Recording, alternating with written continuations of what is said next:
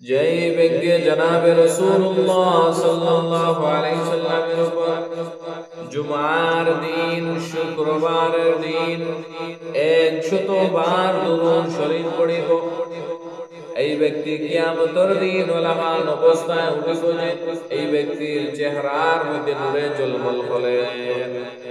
तमाम মানুষ কিয়ামতের দিন সময় আশ্চর্য জীবন হইতে থাকবে যে এই ব্যক্তি এলাকান কি আমল করলো, এলাকান কোন আমল করলো যার কারণে এই ব্যক্তির চেহারার মধ্যে নূরে ঝলমল করে। এই ব্যক্তি কি আমল করলো, কোন আমল করলো, কোন আমল কি জিনিস করলো এই ব্যক্তির চেহারার মধ্যে নূরে ঝলমল করে। এই ব্যক্তি ও আমল করছে যে জুমার দিন 100 বার জনাবে রাসূলুল্লাহ সাল্লাল্লাহু আলাইহি সাল্লামের উপর দুরূদ শরীফ। যেই ব্যক্তি দুরূদ শরীফ পড়িব এই ব্যক্তির এই অবস্থা হইব যে তার কিয়ামতের দিন তার চেহারার মধ্যে ঝলমল,